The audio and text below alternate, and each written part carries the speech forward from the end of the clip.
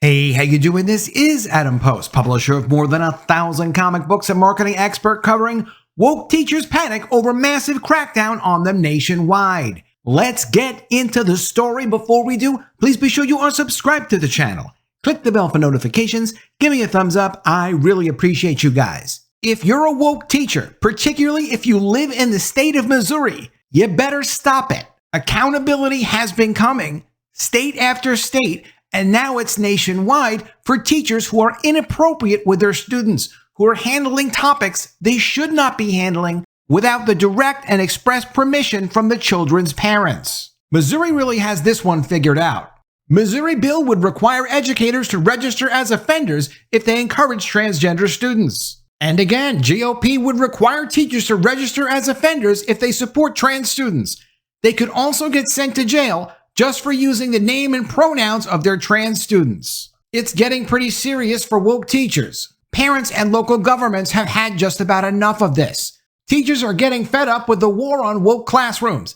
They just want to do their jobs and actually teach the students. Teachers' viral TikTok shows just how much work it takes to comply with state's new book law. This requires teachers to catalog thousands of books so that parents can challenge those books, so that parents can actually say, no, those books aren't appropriate for any children, much less my children.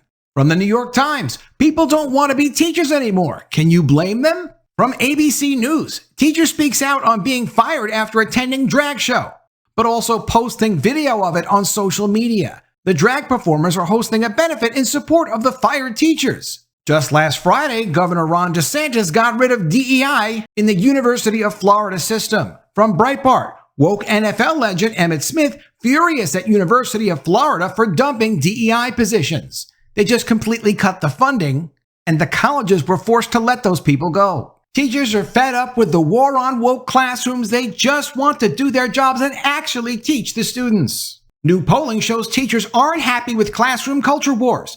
Conservative grandstanding surrounding racial justice and gender identity has been particularly vitriolic. The Pew Research Center has released results from comprehensive studies that build a damning picture of how the right-wing attacks have played out, as well as community members' opinions on whether or not the resulting political decisions have been appropriate. Any article that's going to come from LGBTQ Nation website is going to be very angry with these crackdowns. It's an interesting point of view because you get to see people up in arms and complaining because they're losing the fight. The results come from multiple polls conducted over the past few months that surveyed teachers, parents, and students to get a more well-rounded profile of the nonstop attacks on the schoolroom. So when you protect the schoolroom and you protect your own children in public classrooms, that's considered attacking the schoolroom, at least on this website. Almost half of educators, 41%, say the ongoing culture wars have negatively impacted their job satisfaction. Educators have been fleeing the profession recently as job satisfaction levels have plummeted. The proportion of college students entering the profession has dropped to a 50-year low. Whether they are being targeted by conservative activists, hurt or killed in a school shooting. Oh, come on, there's not that many teachers being hurt and killed in school shootings. It's terrible whenever that happens, of course. But no, there are students, I'm sure, that are just deciding, hey, they aren't going to get free reign of a classroom. They don't get to do psychology experiments with these children and mess with them. And yeah, there's going to be crackdowns now everywhere. So maybe it's not the profession for you. If you want to manipulate people's children that aren't your own, maybe just have your own children and raise them the way that you feel is appropriate. Teachers are also tired of dealing with constant understaffing and low funding. More and more American teachers are just dropping out. And, also, this isn't good that teachers don't see this as a viable profession. Yes, it's great that woke teachers don't feel like they have free reign over the classroom anymore, don't want to take the risk of having this kind of accountability when they're working. But at the same time, we are losing people who are serious people who could go in and actually instruct students appropriately and have great appropriate relationships with children, really make a difference in their lives. But the profession is under attack because it's under attack from leftists. And all parents and conservatives and normal people can do is try to protect the children and protect the institution.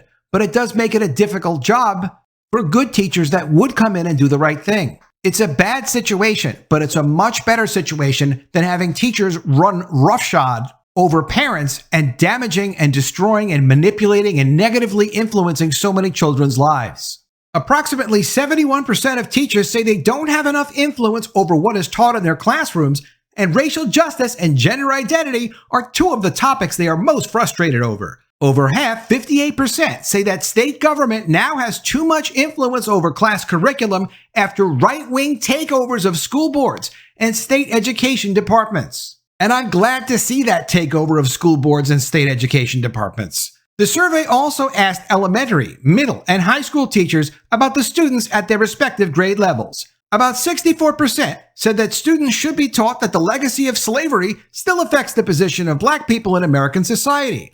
Only 8% said it shouldn't be taught at all. Majorities of teachers at all grade levels supported the inclusion of this fact into classroom lessons. So if you ask a question to teachers saying like, well, should we talk about slavery whatsoever in class? Yes, we've always talked about slavery. It's part of America's history. There's no problem with that. The problem is turning it into a political agenda and utilizing it to push diversity, equity, and inclusion and trying to destroy merit and elevate people in society based on their skin color. We're not looking for that. Normal people don't want that in America. Not now, not ever. But when it comes to gender identity, the results were different. Half of teachers believe that students shouldn't be taught about whether a person's gender can be different from or is determined by their sex assigned at birth. While 62% of elementary teachers thought it shouldn't be taught, only 45% of middle school teachers and 35% of high school instructors felt the same way. Of course, that shouldn't be taught to students. That's not appropriate for teachers to be talking about with students.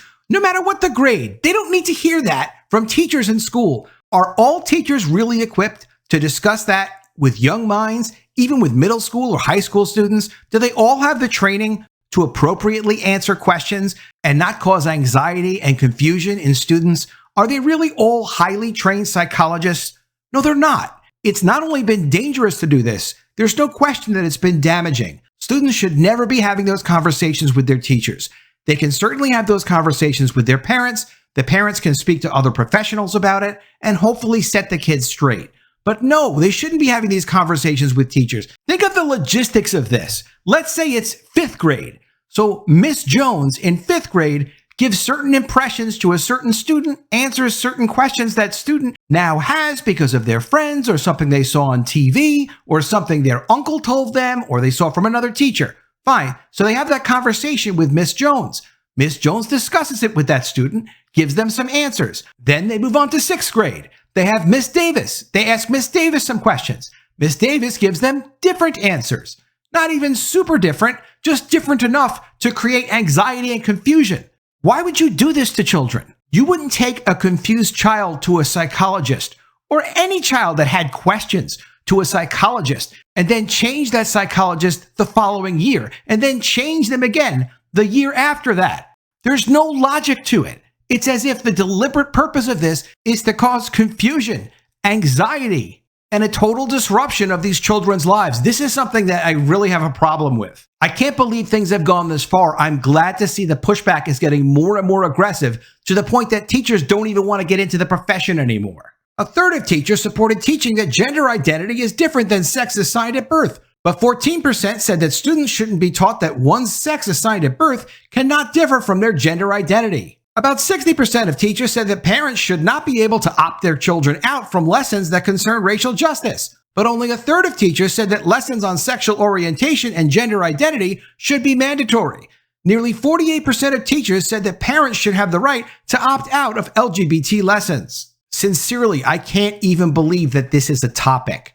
That teachers think that they should be making a decision of what subject matter, such as racial justice or gender identity, that's something that people should be learning in schools and parents should have no say in it. I really can't even believe it's an issue. It's completely insane and totally inappropriate. They could have never gotten away with this a few years ago. Things have really changed for the worse. Thank God there's such a pushback against this. Elementary teachers supported allowing parents to opt their children out of LGBT inclusive lessons. Teachers allowing parents. Can you even imagine?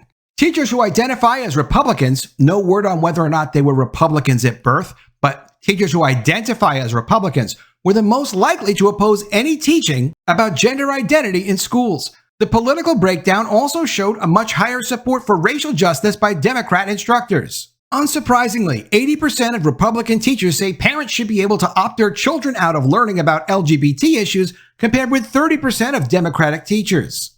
However, a majority of teachers said that such lessons aren't really an issue to begin with, since 68% of teachers reported that issues surrounding sexual orientation or gender identity rarely or never come up in the classroom. Anyone who's listening to this video who's older than, say, 10 years old knows that all of this progressive agenda has been moving very fast on racial issues and gender identity. So 5 years ago, it was very different. 10 years ago, extremely different. So what is going to be current 5 years from now? What's going to be current 10 or 15 years from now, at least as far as these progressive teachers are concerned? Anything that you're teaching an 11-year-old now is not going to be current 5 years from now, and it won't be current 10 years from now.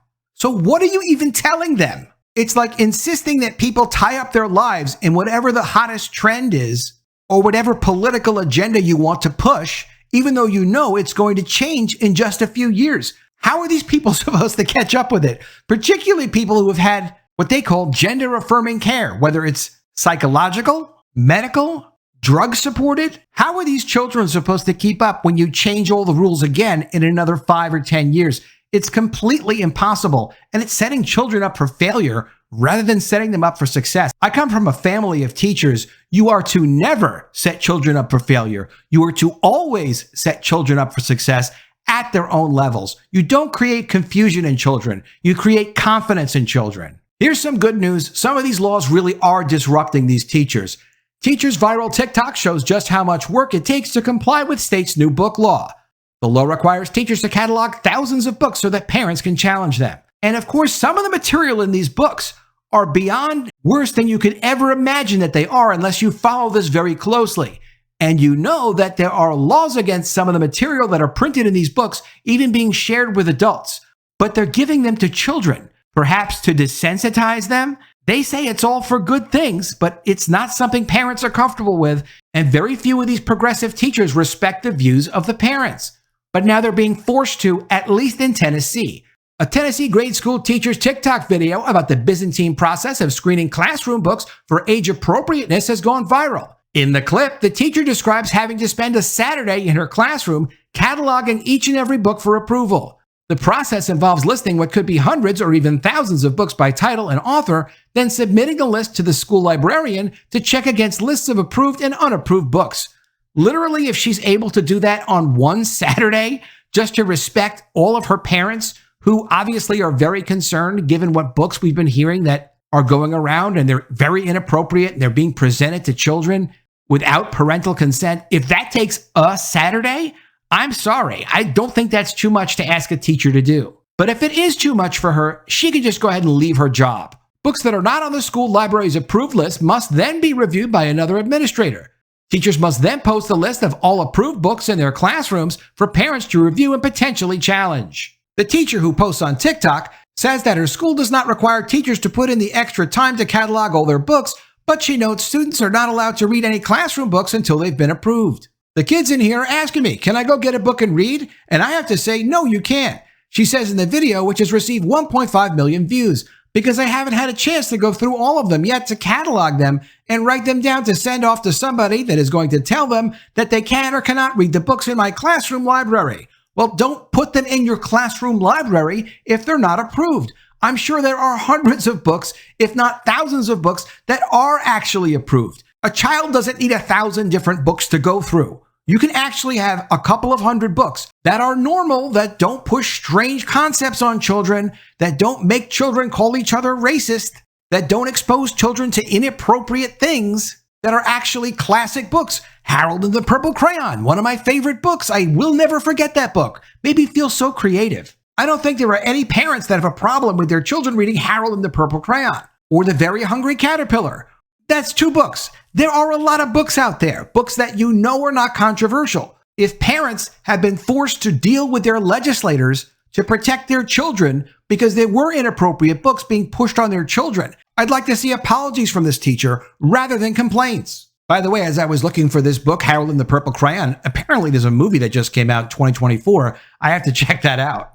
The result is a lot of extra unpaid work for teachers in order for their students to be able to simply read books.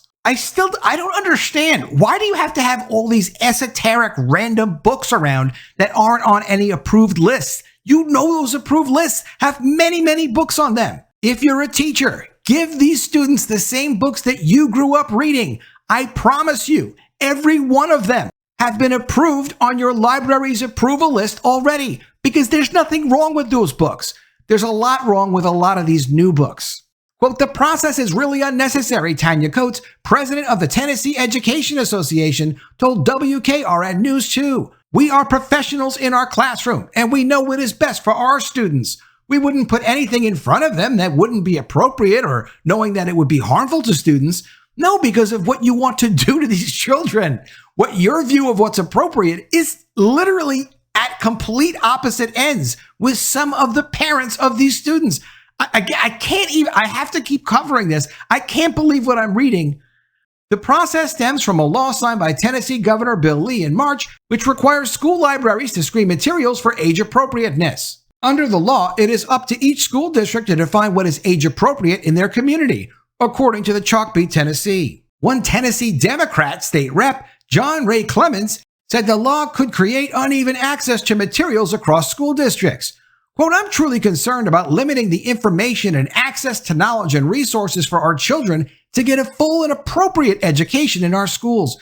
This seems overly vague. So in that Democrat rep's opinion, if you don't have access to literally every book in existence or every strange book that a teacher wants to give to a child who's not their child, they're just the child's teacher for just a few months. But if a student doesn't have access to every possible book in existence, then that child is having their education and their opportunity limited. Their arguments make no sense.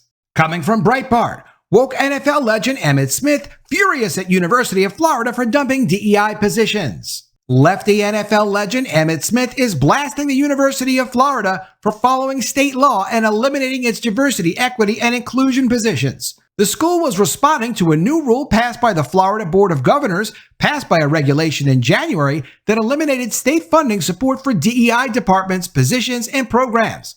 Consequently, Florida ended the 13 full-time DEI employees and an additional 15 administrative appointments were ended. But the three-time Super Bowl champion was incensed by the firings and published a rambling statement attacking the school. Quote, I'm utterly disgusted by University of Florida's decision and the precedents that it sets. Without the DEI department, the job falls to the office of the provost, who already has their hands full, to raise money for the university and continue to advance the academic studies in athletic programs.